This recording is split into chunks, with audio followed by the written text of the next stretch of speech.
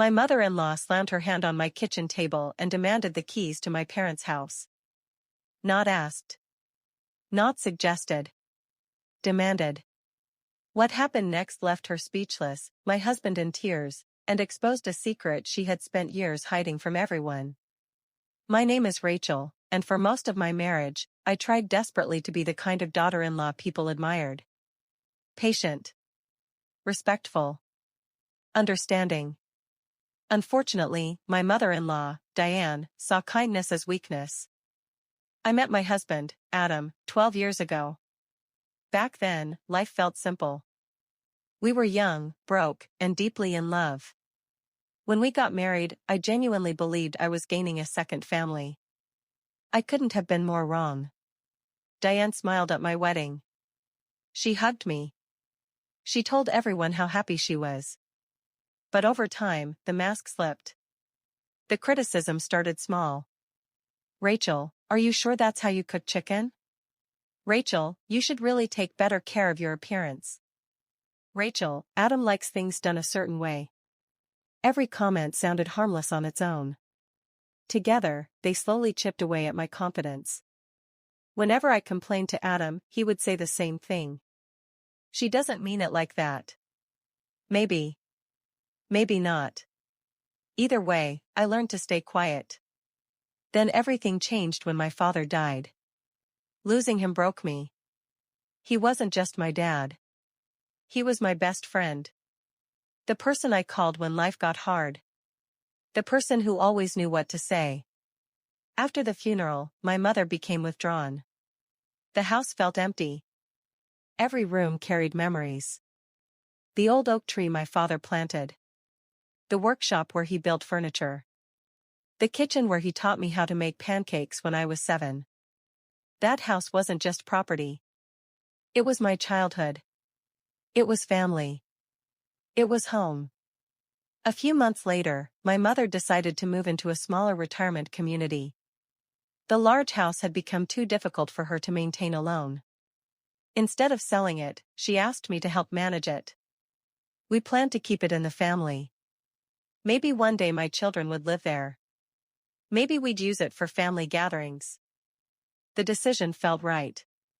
At first, Diane seemed supportive. Too supportive. That should have been my first warning. The moment she learned my mother wasn't selling the house, her interest became strange. Very strange. She constantly asked questions. How much is it worth? Who's paying the taxes?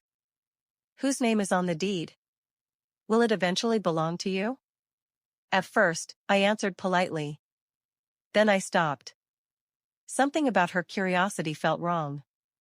One Sunday, she showed up unexpectedly. I was cleaning the house while Adam fixed a leaking faucet. Diane walked through every room. Every single room. She opened closets. Examined windows. Measured spaces with her eyes. Then she said something that made my stomach turn. This would be perfect for me. I laughed nervously. What? She smiled. When I retire. I thought she was joking. She wasn't. Over the following year, she brought it up repeatedly. Sometimes directly. Sometimes indirectly. Eventually, she stopped pretending. One night at dinner, she looked at Adam and said, "When Rachel inherits the house, you should put my name on it too." The room went silent. I stared at her. Adam stared at her. Even my mother looked shocked. Diane simply continued eating as if she'd commented on the weather. That was the moment I realized this wasn't a passing obsession. She genuinely believed she had some future claim to my family's home. The tension grew worse. Then came the first major twist. One afternoon, I received a call from a neighbor who still lived near my parents' house. "Rachel, I thought you should know something." My heart immediately sank. What happened? "Your mother-in-law has been bringing people over." I froze. What people? Different couples. She keeps showing them around the property. My blood ran cold. I drove there immediately. The neighbor wasn't exaggerating. When I arrived, Diane was standing in the front yard with a couple I had never seen before. She was pointing toward the backyard, smiling, giving what looked suspiciously like a tour. The second she saw me, her face changed. "What are you doing here?" she asked. I couldn't believe her audacity. "What am I doing here? What are you doing here?" The couple quickly left. Diane crossed her arms. "I was just showing friends the neighborhood." "Inside my family's property?" She didn't answer. Because she couldn't. The next day, I changed every lock. I thought that would end it. I was wrong. It only made things worse. A few weeks later, I discovered that Diane had somehow obtained an old spare key. Nobody knew where she got it. Not even Adam. But she had it. And she had been entering the property without permission. The betrayal felt personal. Violating. Like someone had been secretly walking through my memories. I confronted her immediately. Instead of apologizing, she became angry. "You act like I committed a crime. You entered property that doesn't belong to you. We're family." "No. It's my family's house." Her expression darkened. That was the first time I saw genuine resentment in her eyes. Not annoyance. Not frustration. Resentment. As if she believed I had something that should have been hers. Then came twist number 2. The one nobody saw coming. A month later, my mother called me crying. I rushed over thinking something terrible had happened. Technically, it had. My mother handed me a letter. At first, I didn't understand what I was looking at. Then I saw the logo of a law office. My stomach tightened. "What is this?" My mother's voice trembled. "Diane tried to buy the house." I blinked. "What?" Apparently, Diane had contacted an attorney and attempted to submit a proposal suggesting my mother transfer ownership through a private arrangement. The offer was ridiculous. Far below market value. But that wasn't the shocking part. The shocking part was that Diane had told the attorney she expected the house to become hers eventually because she was the grandmother of future heirs. Even the attorney thought the claim was absurd. I sat there speechless.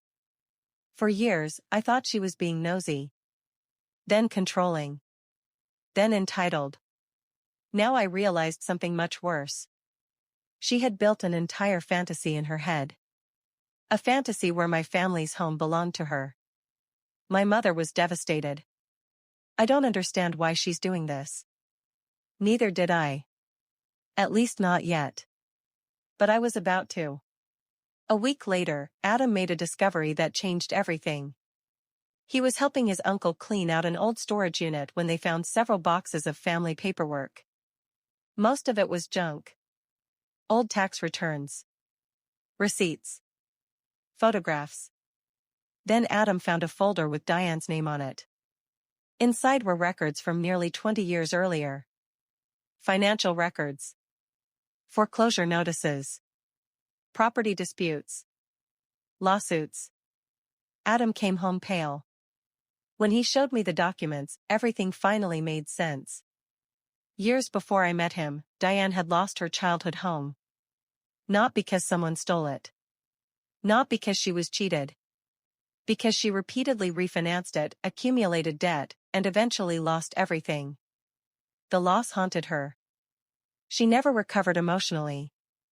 And somewhere along the way, she became obsessed with owning a home she believed represented security. That didn't excuse her behavior. But suddenly I understood it. The problem was that instead of healing, she had chosen entitlement. Instead of earning something herself, she convinced herself she deserved someone else's property. Then came the climax. The confrontation that ended everything. It happened during a family barbecue. Almost 20 relatives were present. Everyone was laughing until Diane decided to make her move. She stood up and announced something. "Since we're all family, I think Rachel should finally hand over keys to the house." The room became silent. Then she added something even worse. It's only fair. Fair. The word echoed in my head. After years of manipulation. Years of trespassing. Years of pressure. Years of disrespect. She was calling it fair. Then she looked directly at me. Well? I slowly stood. My heart was racing. But I wasn't scared anymore. Because for the first time I had the truth. And everyone else was about to hear it too. I pulled a folder from my bag. Diane frowned. What is that? I looked around the room. Then I started talking. I explained everything.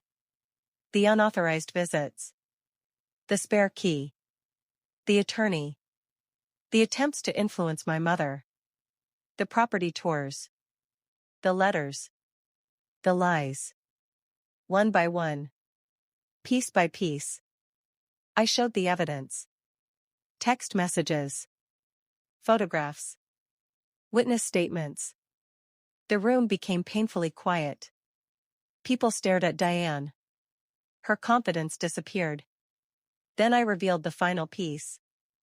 The foreclosure records. The real reason for her obsession. Tears appeared in Diane's eyes. Not because she felt guilty. Because she realized everyone finally understood the truth. She wasn't fighting for family. She wasn't protecting anyone. She was trying to fill a wound she never healed. But she had chosen the wrong target. Then I delivered the response she would never forget. The answer is no. She looked stunned. I continued. You don't get keys. Silence. You don't get access. More silence. And you certainly don't get a house that belongs to my family. For the first time in years, Diane had nothing to say. Nothing. The woman who always had an argument. Always had an excuse. Always had a justification. Sat there completely speechless. Then something unexpected happened. Adam stood beside me. He looked directly at his mother. And said, "Mom, enough." Just 2 words. But they carried years of frustration. Years of disappointment. Years of enabling behavior finally ending. Diane started crying. Then she left. Nobody stopped her. The karma came slowly. Not dramatically. Not overnight. But it came. Relatives stopped trusting her. People stopped believing her stories. The influence she had spent years building disappeared. And for the first time, she faced consequences. Months later, she finally apologized. A real apology. Not one with excuses. Not one with blame. A genuine apology. Whether it came from regret or loneliness, I still don't know. But by then, something inside me had changed. I forgave her. Not because she deserved it. Because I deserved peace. Today, my mother's house is still in our family. The old oak tree still stands. The memories are still there. And every time I unlock the front door, I remember something important. Some people think love gives them ownership. Some people think family means entitlement. But real family isn't about what you can take. It's about what you're willing to protect. And that's why the keys to my parents' house never left my hand.